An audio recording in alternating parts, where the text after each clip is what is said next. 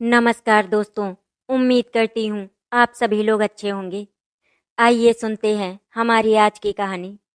राखी के त्योहार पर जब अनिका का भाई उसके लिए एक सुंदर साधारण साड़ी लाता है और उसकी देवरानी मोनिका का भाई उसे सोने की अंगूठी देता है, तो सासू माँ और मोनिका मिलकर अनिका का मजाक उड़ाते हैं। ननद रागिनी भी उनका साथ देती है। अनिका चुपचाप सब सहती है, लेकिन जब हालात बदलते हैं और वक्त एक बड़ा मोड़ लेता है, तो वही अनिका अपने आत्मसम्मान, मेहनत और प्रेम से सबका दिल जीत लेती है। अंत में वही सास और देवरानी जो उसे नीचा दिखाते थे, आज उसकी तारीफ करते नहीं थकते। शहर के भीड़ भाड़ वाले इलाके में शानदार अपार्टमेंट की 12वीं मंजिल पर रहने वाली अनिका ने सुबह सुबह ही अपने घर को सजाना शुरू कर दिया था। राखी का त्योहार था। उसके चेहरे पर भाई से मिलने की खुशी साफ झलक रही थी। उसका भाई अमित पिछले साल विदेश में था और इस बार खास तौर पर उससे राखी बंधवाने आया था। सुबह के 9 बजे थे। अमित घर आया और बहन को गले लगा लिया। अनिका ने राखी बांधी, तिलक किया और अमित ने अपनी प्यारी बहन को एक साड़ी गिफ्ट में दी। सुंदर लाल रंग की सिल्क की साड़ी, लेकिन साधारण सी। इतने में मोनिका का भाई भी आया, हाथ में बड़ी सी ब्रांडेड डिब्बी। मोनिका ने जैसे ही राखी बांधी, उसके भाई ने सोने की अंगूठी निकाली और सबके सामने मोनिका की हथेली में रख दी। सोने की अंगूठी देखकर पूरे घर में शोर मच गया। वाह मोनिका, तेरे भाई ने तो कमाल कर दिया। सासू माँ राधिका ने वहीं बैठे बैठे अनिका की ओर देखकर तीखा ताना मारा। कुछ बहनों की किस्मत ही कमजोर होती है। भाई है तो पर क्या फायदा, बस एक साड़ी से ही खुश कर दिया। मोनिका खिलखिलाकर हंसी और रागिनी भी मुस्कुराकर बोली, भाभी आपके भाई को कहना कभी तो कुछ अच्छा देना सीखे। अनिका का दिल अंदर ही अंदर टूटने लगा, लेकिन उसने अमित के सामने अपना दर्द नहीं दिखाया और उसे हंसते हंसते विदा किया।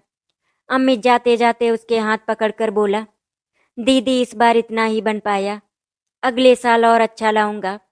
अनिका ने मुस्कुराकर कहा, मेरे लिए तो तू ही सबसे बड़ा तोहफा है। लेकिन जैसे ही अमित गया, राधिका और मोनिका ने अनिका के आंसू देख लिए और उनका मजाक फिर शुरू हो गया। बहू अब तो रोना धोना छोड़ो और अपने नसीब से समझौता करना सीखो। किचन में खड़ी अनिका के हाथ कांपने लगे। हर शब्द तीर की तरह उसके दिल में उतर रहा था, लेकिन उसने चुप्पी नहीं तोड़ी। वो जानती थी ये सिर्फ एक राखी का मसला नहीं, ये उसके सम्मान का सवाल है। अनिका ने तय कर लिया कि एक दिन वो सबके दिल में अपनी जगह बनाएगी, लेकिन कैसे, ये अभी उसे भी नहीं पता था। राखी का त्योहार तो बीत गया, लेकिन उसके पीछे छोड़ गया था ताने, उपहास और एक अनकहा अपमान, जिसे अनिका ने बिना कुछ कहे पी लिया था। उस रात जब सभी सो गए तो अनिका बालकनी में बैठी थी, साड़ी की तह में अमित का प्यार महसूस करते हुए। उसकी आंखों से आंसू बह रहे थे, लेकिन अब ये आंसू सिर्फ दर्द के नहीं थे, अब इनमें कुछ बदलने की कसक भी थी। अचानक पीछे से कुणाल आया, उसका पति। क्या हुआ अनिका, सब ठीक है? अनिका ने बिना उसकी ओर देखे कहा, हाँ सब ठीक है, बस थोड़ी थक गई हूँ। कुणाल ने उसकी बात को वहीं छोड़ दिया। वो कभी भावनाओं को गहराई से समझ नहीं पाया था। उसका प्यार कम नहीं था, लेकिन माँ की बातों के ऊपर उठने का साहस भी उसमें नहीं था। अगले दिन सुबह मोनिका और सासू माँ ने फिर चाय पर कटाक्ष किए। कुछ लोग तो बस चाय बना बना कर ही अपना कर्तव्य पूरा कर लेते हैं, ना कोई शान है ना कोई पहचान। मोनिका ने जोर से हंसते हुए कहा, हाँ सासू माँ, और अगर कोई गिफ्ट लाता भी है तो बस साड़ी, जैसे कोई शादी के कार्ड का कवर। रागिनी ने भी मिलकर खिलखिला दिया। अनिका इस बार भी चुप रही, क्योंकि वो जानती थी लड़ाई तब लड़ी जाती है जब जीतने की उम्मीद हो।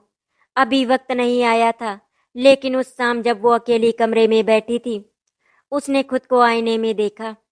आंखों में दर्द, माथे पर सिकन और दिल में आत्मसम्मान की चीख। उसी समय उसका मोबाइल बजा। अमित का मैसेज था, दीदी मैं जानता हूँ साड़ी देखकर वहाँ कुछ लोग हंसे होंगे, लेकिन तुम जानती हो ना मैंने कितनी मेहनत से खरीदी थी। अनिका ने फोन उठाया और कुछ नहीं बोली, बस रो पड़ी। दीदी अब और मत सहना, वक्त आ गया है खुद के लिए कुछ करने का। इस एक वाक्य ने जैसे उसके भीतर का तूफान जगा दिया।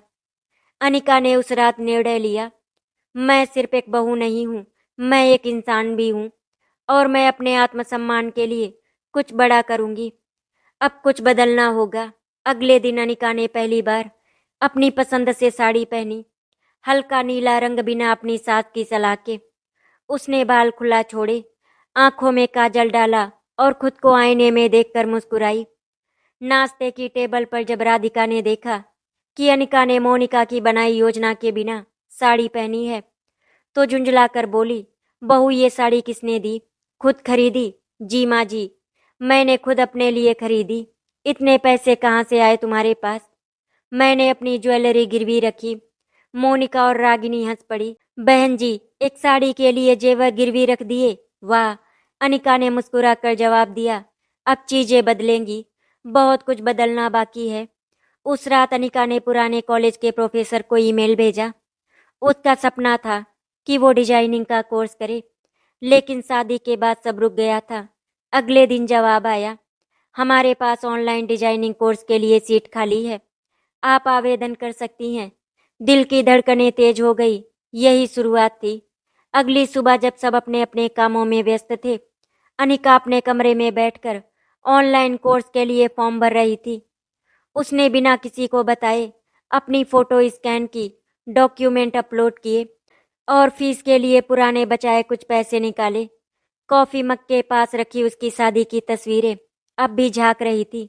जब उसे लगता था कि ये घर उसका संसार होगा, लेकिन आज वही घर उसे एक कड़ी परीक्षा की तरह महसूस हो रहा था। रात को जब कुणाल आया तो उसने हिम्मत जुटाकर कहा, कुणाल मैं एक ऑनलाइन फैशन डिजाइनिंग कोर्स कर रही हूँ। कुणाल थोड़ा चौंका लेकिन फिर बोला, ठीक है, अगर तुम्हें अच्छा लगता है तो करो, लेकिन घर के काम में कमी नहीं आनी चाहिए। मम्मी को कुछ ना करना पड़े। अनिका ने सिर हिलाया, मैं सब संभाल लूंगी। कुणाल का जवाब तटस्थ था, परंतु अनिका को किसी की अनुमति नहीं चाहिए थी। अब उसने खुद को वचन दिया था कि वो अपनी पहचान खुद बनाएगी, किसी गिफ्ट या रिश्ते की परछाई में नहीं। क्लासेस शुरू हुई। दिन भर घर के काम करने के बाद अनिका रात को लैपटॉप खोलकर पढ़ाई करती। ड्राइंग, स्केचिंग, फैब्रिक की समझ, हर चीज में उसने खुद को झोंक दिया। मोनिका को जब ये बात पता चली तो उसने व्यंग कसा, ओहो, अब भाभी डिजाइनर बनेगी, चलिए फिर हमें भी कोई नई ड्रेस सिलवा दीजिएगा। सासू माँ ने भी ताना मारा, घर की बहुएं अब फोन और इंटरनेट में ही लगी हैं, खाना देर से बने तो हम भी डिजाइनिंग खाएं क्या? रागिनी ने कहा, भाभी अब मॉडर्न बन रही हैं, अगले साल राखी पर शायद खुद का डिजाइन किया कुर्ता भेजवाएंगी अपने भाई से। अनिका कुछ नहीं बोली, सिर मुस्कुरा दी। अब वो तानों से नहीं हिल रही थी। एक दिन जब अनिका ऑनलाइन असाइनमेंट में व्यस्त थी, तभी चाय के लिए सासू माँ ने जोर से चिल्लाया, बहू 3 बार बुला चुकी हूँ, चाय लाओ। अनिका ने असाइनमेंट से उठकर जल्दी जल्दी चाय बनाई। तभी उसके मोबाइल पर कोर्स इंस्ट्रक्टर का मैसेज आया, आपका सबमिशन लेट हो गया है, मार्क्स कट होंगे। दिल टूट गया, लेकिन अनिका ने हार नहीं मानी। उसने फिर रात 2 बजे उठकर नई डिजाइन बनाई और सबमिट की। इस बार इंस्ट्रक्टर ने जवाब दिया, बहुत बढ़िया, आगे बढ़ते रहो। ये शब्द उसके लिए किसी पुरस्कार से कम नहीं थे। धीरे धीरे घर में सबको लगने लगा कि अनिका कुछ अलग कर रही है। मोनिका को ये खटकने लगा। उसने अपने पति विक्रम से कहा, अब तो भाभी सबकी आंखों का तारा बन जाएंगी, हमें कुछ करना होगा। मोनिका ने घर में अफवाह फैलाना शुरू किया कि अनिका अब घर के काम में ध्यान नहीं देती, सासू माँ के लिए वक्त नहीं निकालती। एक दिन राधिका ने कहा, बहू अगर तुम्हारा ये कोर्स हमारे परिवार से ऊपर है तो बता दो, हमें नहीं चाहिए ऐसी पढ़ी लिखी बहू। अनिका ने जवाब में कुछ नहीं कहा, बस धीरे से बोली, मैं पढ़ाई अपने सम्मान के लिए कर रही हूँ, आपने जो कहा वो मुझे और मजबूत कर रहा है। क्लास में अनिका को best designer of the month चुना गया। उसका डिजाइन इंस्टाग्राम पर साझा किया गया और वहां से एक महिला फैशन ब्रांड ने संपर्क किया, क्या आप हमारे लिए 3 स्केच बना सकती हैं, हम भुगतान करेंगे। ये अनिका की पहली कमाई थी, 3000 रुपए। उसने पैसे निकालकर साड़ी नहीं खरीदी, ना कोई जेवर। वो सीधे मंदिर गई और भगवान को धन्यवाद कहा। वही पैसे मंदिर के बाहर एक गरीब महिला को दे दिए। ये मेरी पहली मेहनत की कमाई है, इससे किसी और की मदद हो जाए। अनिका की आंखों में आंसू थे, इस बार दुख के नहीं गर्व के आंसू। घर के हालात अब भी वैसे ही थे, ताने व्यंग उपेक्षा, लेकिन अनिका के मन में अब एक नई रोशनी जल चुकी थी। जब भी वो थक जाती, उन तानों की गूंज कानों में आती और उसी गूंज से वो फिर उठ खड़ी होती।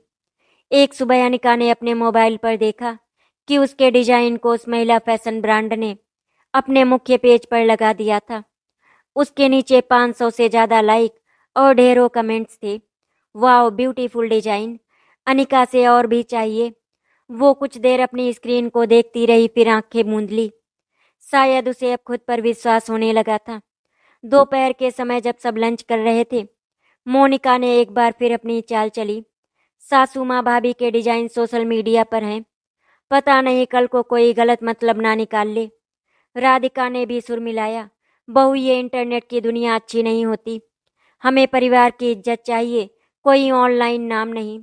रागिनी ने मुस्कुराकर कहा, हाँ, नाम तो बस वही अच्छा जो अंगूठी दे सके या महंगे गिफ्ट। अनिका कुछ पल को चुप रही, फिर शांत स्वर में बोली, मैंने कभी किसी की खुशी का मजाक नहीं उड़ाया, फिर मेरी मेहनत क्यों किसी को बुरी लग रही है? मैं सिर्फ अपने आत्मसम्मान के लिए ये सब कर रही हूँ। उसकी ये बात सुनकर कुणाल ने पहली बार घर में उसका पक्ष लिया। माँ, अगर अनिका मेहनत कर रही है तो इसमें बुराई क्या है? कम से कम वो अपनी पहचान बना रही है। राधिका चुप हो गई। मोनिका के चेहरे पर हल्की जलन थी। उस रात अनिका को एक नई मेल मिली, हम चाहते हैं कि आप हमारे विंटर कलेक्शन के लिए डिजाइन करें। अनिका की सांसें थम गईं। ये एक बड़ा ब्रांड था, 3 महीने के लिए घर बैठे काम और अच्छे पैसे। उसने बिना देर किए हामी भर दी। अब उसके पास रोज के कामों के बाद एक बड़ी जिम्मेदारी थी। वो जानती थी कि मोनिका और राधिका उसके खिलाफ बोलेंगी, लेकिन इस बार वो तैयार थी। एक दिन घर में एक महिला पड़ोसी आई जो उसी इंस्टाग्राम ब्रांड की बड़ी फैन थी। वो बोली, राधिका जी, आपकी बड़ी बहू तो बड़ी डिजाइनर निकली। अनिका के डिजाइन तो मैगनीज में भी छपे हैं। मुझे तो गर्व हुआ ये जानकर कि मैं उसकी पड़ोसी हूँ। राधिका मुस्कुरा भी नहीं सकी। मोनिका ने तुरंत टॉपिक बदल दिया, लेकिन अब मोहल्ले में बात फैल चुकी थी। अनिका खुद का नाम कमा रही है। मोनिका रात को विक्रम से झल्ला कर बोली, भाभी सबकी तारीफ बटोर रही हैं, अब लगता है मुझे भी कुछ करना होगा। विक्रम ने कहा, तो तुम भी सीखो कुछ, उसमें क्या बुराई है? लेकिन मोनिका को मेहनत नहीं, बस दिखावा चाहिए था। 1 साल बीत गया और फिर वही राखी का दिन आया। इस बार अमित ने फिर आकर राखी बंधवाई और तोहफा दिया, एक सुंदर लेकिन साधारण कॉटन सूट। मोनिका के भाई ने फिर अंगूठी दी, लेकिन इस बार सबकी नजरें अनिका पर थी। अनिका ने बस सूट को हाथ में लिया, मुस्कुराकर भाई के गले लगाया और कहा, तेरे प्यार से बड़ा कोई तोहफा नहीं हो सकता। इस बार किसी ने हंसी नहीं उड़ाई। राधिका चुप थी।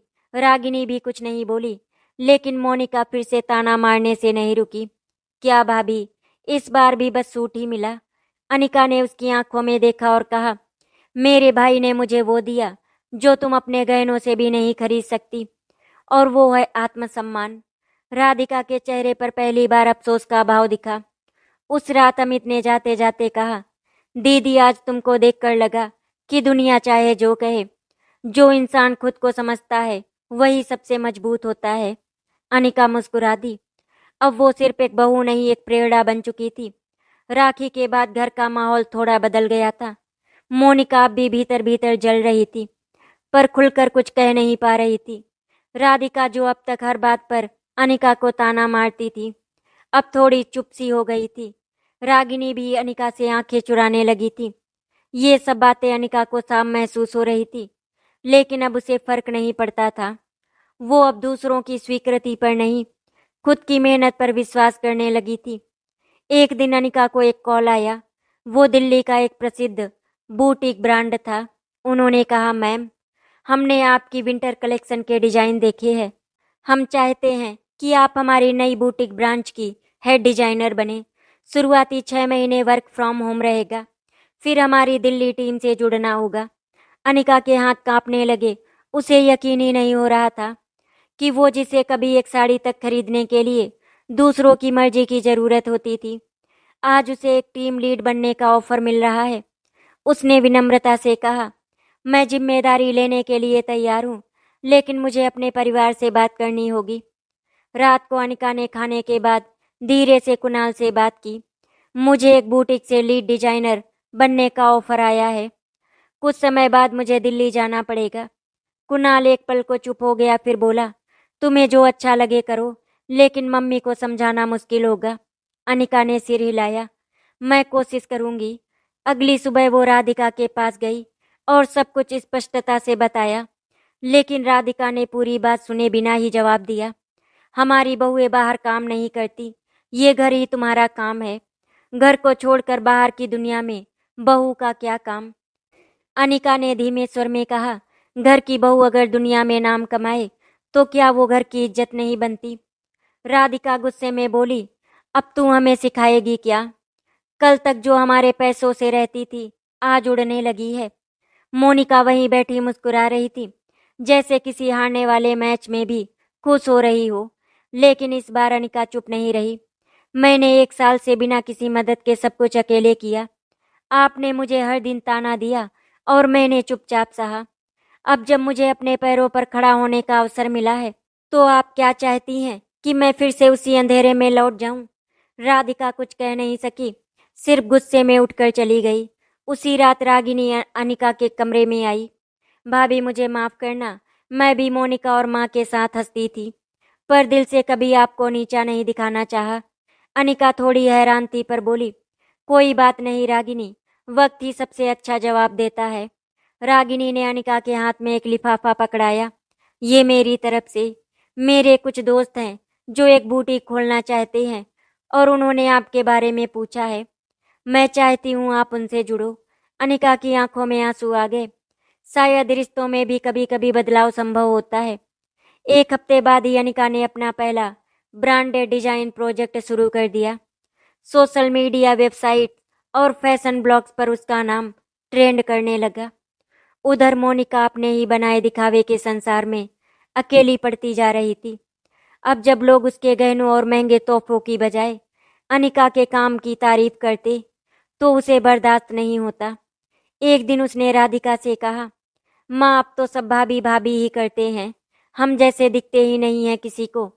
राधिका बोली, तो तुम भी कुछ सीखो। अनिका ने मेहनत से सब कुछ पाया है।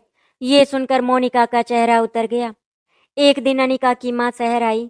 जब उन्होंने अपनी बेटी को इस तरह आत्मनिर्भर और सम्मानित देखा, तो उनके चेहरे पर गर्व साफ झलक रहा था। बिटिया, तूने साबित कर दिया कि बहू सिर्फ गहनों से नहीं, हौसले से पहचानी जाती है। अनिका ने माँ के आंचल में सिर छुपा लिया। माँ, अब जब मैं चलना सीख गई हूँ, तो ये उड़ान कभी थमेगी नहीं। शहर की गलियों में अब अनिका एक जाना पहचाना नाम बन चुकी थी। ऑनलाइन प्लेटफॉर्म से लेकर फैशन ब्रांड तक हर जगह उसके डिजाइन की चर्चा थी। एक साधारण सी बहू जिसे कभी राखी पर सिर्फ एक साड़ी पाकर पाने की वजह से अपमानित किया जाता था, अब अपनी मेहनत से खुद एक पहचान बन चुकी है। घर का माहौल धीरे धीरे बदलने लगा था। अब रागिनी हर छोटी चीज के लिए अनिका से सलाह लेने लगी थी। भाभी, मुझे भी एक साड़ी लेनी है, आपके डिजाइन में से कोई सजेस्ट करोगी? अनिका ने मुस्कुराकर कहा, क्यों नहीं, ये देखो, ये तुम्हारे रंग पर खूब फबेगी। राधिका अब तक उतना खुलकर नहीं बदली थी, लेकिन उन्होंने भी एक दिन पहली बार बिना ताने के चाय मांगी। बहू, जरा अदरक वाली चाय मिलेगी क्या? तुम्हारे हाथ की बनी चाय अब अच्छी लगती है। अनिका का दिल हल्का सा मुस्कुरा उठा। अब वक्त था उस फैसले का जिस पर सब कुछ टिका हुआ था, दिल्ली जाने का प्रस्ताव। अनिका ने सबका साथ लेकर इस विषय पर खुलकर बात करनी चाहिए। उसने कुणाल से कहा, मैं जाना चाहती हूँ, लेकिन मैं चाहती हूँ कि आप सब मेरी ताकत बने। कुणाल बोला, मैं तुम्हारे साथ हूँ अनिका, लेकिन माँ को समझाना तुम्हारे लिए मुश्किल होगा।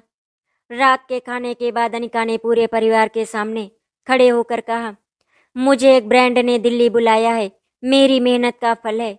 मैं वहां जाकर और बेहतर करना चाहती हूँ, लेकिन ये कदम मैं परिवार से छुपकर नहीं उठाना चाहती। क्या आप सब मेरे साथ हैं? राधिका चुप रही। मोनिका की आंखें लाल हो गई। फिर राधिका ने भारी स्वर में कहा, 1 साल पहले मैं सोचती थी कि तुम इस घर के लायक नहीं, लेकिन अब तुमने साबित कर दिया कि बहू सिर्फ ससुराल का बोझ नहीं होती, वो गर्व बन सकती है। अगर तुम जाना चाहती हो तो जाओ। पूरा घर स्तब्ध था। पहली बार राधिका ने अनिका को खुले शब्दों में सराहा। एक दिन रागिनी ने अनिका को बताया कि मोनिका ने कई जगह अनिका की निंदा की थी, सोशल ग्रुप्स में, पड़ोसियों में, ये कहकर कि वो घर की जिम्मेदारी से भाग रही है। अनिका को दुख हुआ, लेकिन उसने मोनिका से कोई शिकवा नहीं किया, बल्कि वो एक दिन मोनिका के पास गई और बोली, मोनिका, मैं जानती हूँ तुम्हें लगता है मैं सब कुछ छीन रही हूँ, लेकिन मेरी लड़ाई तुमसे नहीं, अपने सपनों से है। तुम चाहो तो हम दोनों साथ काम कर सकते हैं। मोनिका ने पहली बार सिर झुका लिया। शायद उसने स्वीकार कर लिया कि उसका अहंकार हार चुका है। दिल्ली जाने से एक दिन पहले पूरा परिवार अनिका के लिए खाना बनाने में जुटा था। राधिका ने पहली बार अपने हाथों से अनिका की पसंद की खीर बनाई। रागिनी ने उसे पैकिंग में मदद की। कुणाल ने टिकट, होटल सब अरेंज कर दिया था। खाना खाते समय राधिका ने धीरे से कहा, बहू, जब तू पहली बार इस घर में आई थी मैंने तुझे बोझ समझा था, लेकिन अब जा रही है तो लग रहा है मेरी बेटी जा रही है। अनिका की आंखें भर आई और मोनिका भी चुपचाप बैठी रही। शायद अब सबके मन में कुछ बदल रहा था। सुबह जब अनिका दिल्ली के लिए निकल रही थी तो राधिका ने दरवाजे पर तिलक कर आंखों में आंसू लिए कहा, जा बहू, अब कोई तेरा मजाक नहीं उड़ाए, क्योंकि अब तू मजाक नहीं, मिसाल है। दिल्ली स्टेशन पर उतरते ही अनिका ने गहरी सांस ली। वो शहर जो कभी अजनबी लगता था अब उसके सपनों की जमीन बनने वाला था। होटल से टैक्सी में बैठते ही उसका दिल जोर जोर से धड़कने लगा। एक सामान्य गृहिणी से लेकर अब फैशन डिजाइनर बनने का सफर। क्या सच में उसने ये कर दिखाया? बुटीक की ऑफिस शानदार थी। दीवारों पर आर्ट, फैब्रिक के रोल्स और मॉडलों के पोर्टफोलियो। मैनेजर श्रेया ने उसका स्वागत किया। हम आपके डिजाइन से बहुत प्रभावित हैं अनिका जी। ये टीम आपकी रिपोर्टिंग में काम करेगी और आप हर कलेक्शन के लिए हेड डिजाइनर होंगी। अनिका थोड़ी नर्वस थी, पर जब उसने पहली बार टीम को निर्देश दिए तो सबने सर झुकाकर सुना। अब उसके शब्दों में वो ताकत थी जो तजुर्बे से आई थी। रोज रात को अनिका कुणाल से बात करती। कभी रागिनी के मैसेज आते, कभी राधिका की वीडियो कॉल। बहू, वहाँ की ठंड कैसी है? ख्याल रखो अपना, और हाँ, वहाँ के लोगों को बताना कि तुम हमारे घर की शान हो। इन शब्दों में अब वो सम्मान था जिसे पाने के लिए अनिका ने कितनी तड़प झेली थी। एक रात मोनिका का भी मैसेज आया, भाभी आपके लिए एक स्केच बनाकर भेजा है, अगर ठीक लगे तो बुटीक में भेजना, मैं भी सीखना चाहती हूँ। अनिका की आंखों में नमी थी। जवाब में उसने लिखा, मोनिका, ये शुरुआत है तुम्हारी भी उड़ान की। तुम्हारा स्केच बहुत अच्छा है। 3 महीने के भीतर अनिका ने एक कलेक्शन तैयार किया। राखी और उसका महत्व, थीम थी बहनों का संघर्ष और सम्मान। उस कलेक्शन में एक डिजाइन वो भी था जो उस लाल सिल्क की साड़ी से प्रेरित था, वही जो अमित ने उसे सालों पहले राखी पर दी थी। प्रदर्शनी में जब वो डिजाइन मॉडल पहनकर मंच पर आई, अनिका की आंखें भर आई। कैमरों की चमक, लोगों की तालियां और माइक पर अनिका के शब्द। ये डिजाइन उस रिश्ते को समर्पित है जो तोहफे में नहीं, भावनाओं में पलता है। प्रदर्शनी की तस्वीरें जब अखबार में छपी, राधिका ने पड़ोसियों को दिखाया, देखिए मेरी बड़ी बहू है, ये अपने पैरों पर खड़ी होकर नाम कर रही है। रागिनी ने माँ के फोन से सोशल मीडिया पर स्टोरी डाली, मुझे गर्व है कि मैं अनिका भाभी की ननद हूँ। मोनिका अब खुलकर बात करने लगी थी। उसने खुद यूट्यूब पर एक एम्ब्रॉयडरी चैनल शुरू किया और हर जगह अनिका का जिक्र करती। अब फिर से राखी का दिन आया। इस बार अनिका खुद दिल्ली से घर आई। साड़ी नहीं, ना कोई गिफ्ट, बस वो खुद। अमित भी आया, लेकिन इस बार अनिका ने अपने भाई को एक उपहार दिया, एक डिजाइनर की हुई शर्ट जिस पर लिखा था, मेरा भाई मेरी सबसे बड़ी प्रेरणा है। मोनिका के भाई ने इस बार कोई गहना नहीं दिया, बल्कि हाथ से बना चित्र लाया, प्यार से भरा हुआ। राखी के बाद राधिका ने पूरे परिवार को इकट्ठा किया और कहा, इस घर की बड़ी बहू ने हमें आज सिखाया कि सम्मान बाहर से नहीं आता, उसे अपने अंदर जगाना पड़ता है। आज मैं गर्व से कहती हूँ, अनिका तू हमारी शान है। मोनिका ने भी हाथ जोड़कर कहा, भाभी आपने जो सहा और जो पाया, आप ही मेरी असली प्रेरणा है। अनिका मुस्कुरा दी। ये मुस्कान जीत की नहीं थी, ये मुस्कान थी उस सफर को पूरा होने की। राखी के अगले दिन अनिका अपने कमरे में बैठी थी। सामने उसकी मम्मी, अमित और कुणाल बैठे थे। सबकी बातों में अब वो गर्मजोशी थी जो सालों पहले अनिका ने खो दी थी। राधिका दरवाजे पर खड़ी चुपचाप मुस्कुरा रही थी। अनिका, तूने घर में फिर से रिश्तों में मिठास ला दी। माँ ने कहा, पहले भी तू हारी नहीं थी, बस हमने तुझे पहचानने में देर कर दी। अनिका की आंखें नम थी, लेकिन अब ये आंसू थकान के नहीं संतोष के थे। अब मोनिका पहले जैसे नहीं रही थी। वो हर बात में अनिका से राय लेती, घर के काम में भी हाथ बटाने लगी थी। उस दोपहर में जब अनिका अपने स्केच बोर्ड पर डिजाइन बना रही थी, मोनिका ने चाय की ट्रे लाकर उसके सामने रख दी। भाभी, आपने तो मेरी आंखें खोल दी। पहले मैं समझती थी कि पहचान केवल दिखावे से मिलती है, लेकिन आपने सिखाया कि असली पहचान मेहनत से बनती है। अनिका ने चुपचाप उसका हाथ पकड़ लिया। मोनिका, हर किसी को दूसरा मौका मिलना चाहिए और तुमने खुद को बदला, यही सबसे बड़ी बात है। मोनिका मुस्कुरा दी। अब हर सप्ताह रविवार को फैमिली डे मनाया जाता। पूरा परिवार एक साथ बैठता। राधिका खुद हाथ से पकवान बनाती, रागिनी गिटार बजाती और मोनिका अपनी एम्ब्रॉयडरी के नए नमूने दिखाती। अनिका कभी कभी चुपचाप उन सबको देखती। यही वो घर था जहाँ कभी तानों का शोर गूंजता था, अब वहाँ हंसी की मिठास थी। कुणाल ने भी अब अनिका के हर कदम में उसका साथ देना शुरू कर दिया था। वो कहता, पहले समझ नहीं पाया कि तुम्हारी चुप्पी में कितना संघर्ष था, लेकिन अब मैं तुम्हारे साथ खड़ा हूँ हमेशा। दिल्ली से लौटने के बाद अनिका को एक और प्रस्ताव मिला, एक इंटरनेशनल डिजाइन ब्रांड की ब्रांच को इंडिया में लीड करना। ये जिम्मेदारी बड़ी थी, लेकिन अब अनिका अकेली नहीं थी। पूरे परिवार ने उसकी हाँ में हाँ मिलाई। राधिका ने कहा, अगर हमारी बहू विदेश में भी नाम कमाएगी तो क्या शर्म की बात है, हमें तो फक्र होगा। रागिनी ने चुटकी ली, भाभी, अब जब इंटरनेशनल ब्रांड में जाओगी तो हमारी एंट्री भी वीआईपी होगी ना। एक दिन अनिका ने अमित को अपने ऑफिस बुलाया। वहाँ एक विशेष आयोजन था, भाई बहन का सपोर्ट, जिसमें उन भाइयों बहनों को सम्मानित किया जाता था जिन्होंने एक दूसरे के आत्मसम्मान को जीवित रखा। अनिका ने मंच पर आकर कहा, जब सबने मेरा मजाक उड़ाया तब मेरा भाई मेरी सबसे बड़ी ताकत बना। आज मैं जो भी हूँ उसमें उसका हिस्सा सबसे बड़ा है। अमित की आंखें भर आई। एक रात अनिका बालकनी में बैठी थी। ये वही जगह थी जहाँ वो पहली राखी के बाद रोई थी।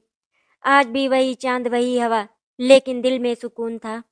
कुणाल उसके पास आया, क्या सोच रही हो? सोच रही हूँ कि अगर मैंने तब आवाज ना उठाई होती तो शायद आज भी साड़ी के गिफ्ट पर मेरा मजाक बनता। और आज? कुणाल ने पूछा। आज? आज मैं मजाक नहीं, प्रेरणा बन गई हूँ, अनिका ने हल्के से कहा। वक्त बीत चुका था, लेकिन उन घावों की छाया अभी भी अनिका के दिल के कोने में कहीं थी।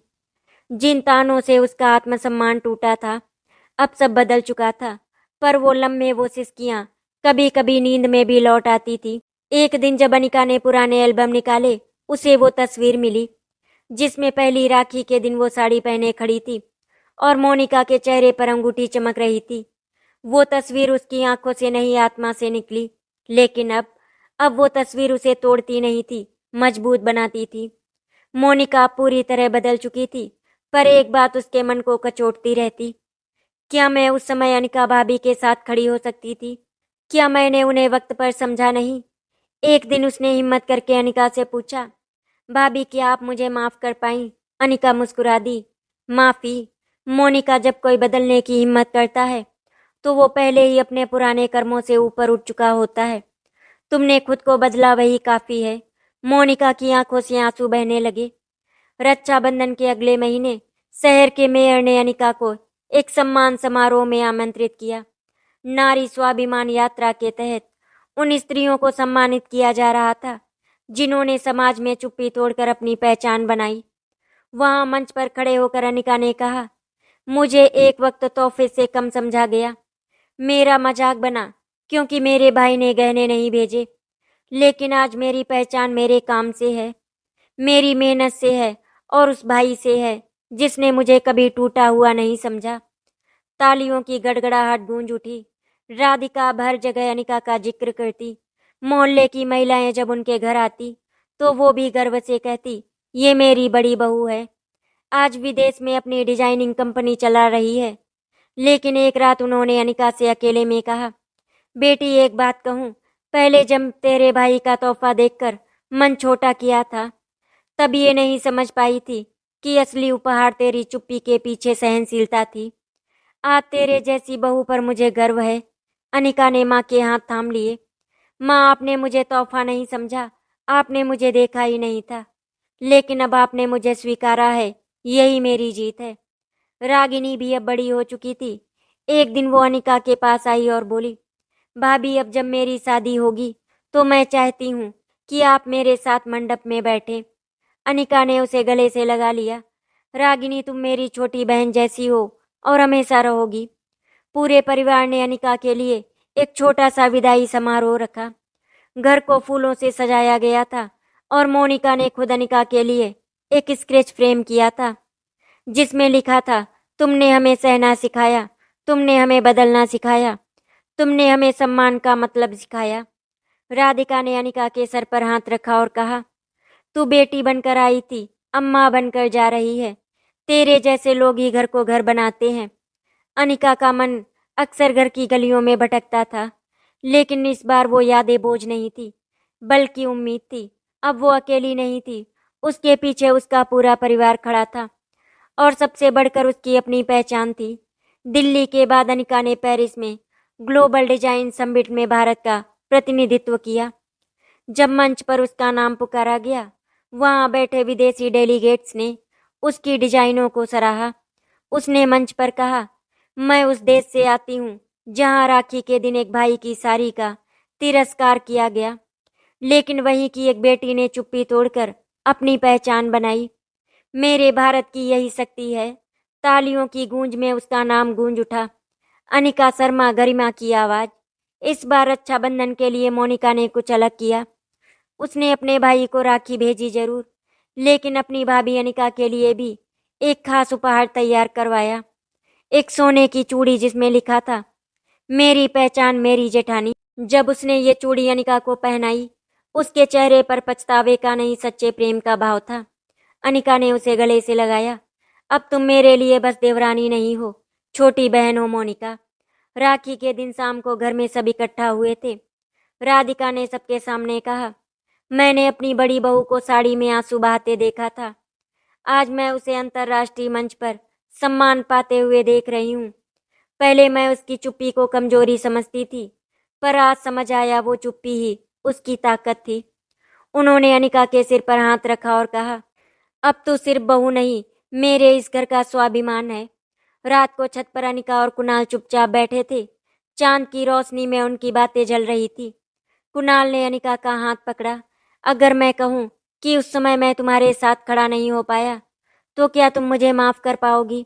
अनिका ने धीमे से कहा, तुमने जो साथ बाद में दिया वो बहुत बड़ा था, क्योंकि जब पूरी दुनिया मेरी नहीं थी, तुम बनकर आए थे, मेरी सबसे बड़ी ताकत।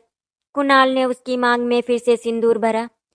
अब कभी तुम्हारा सम्मान ना छिने, यही मेरी कसम है। अनिका की आंखों से दो मोती गिरे, लेकिन इस बार वो आंसू नहीं थे, सम्मान की अंतिम मुस्कान थे। दोस्तों, राखी भाई बहन का प्यार होता है, कोई लालच नहीं। राखी भाई के कलाई पर बांधी जाती है प्यार से, उसका सौदा नहीं किया जाता। अनिका का भाई गरीब था, लेकिन अनिका ने अपनी पहचान बनाकर अपने भाई का सर गर्व से ऊंचा कर दिया। ये होता है राखी का तोहफा, यानी अपने भाई का सम्मान। आशा करती हूँ आपको हमारी कहानी अच्छी लगी होगी। अगर आपको हमारी कहानी अच्छी लगी तो वीडियो को लाइक एंड शेयर करें, चैनल को सब्सक्राइब करें। वीडियो देखने के लिए आपका धन्यवाद।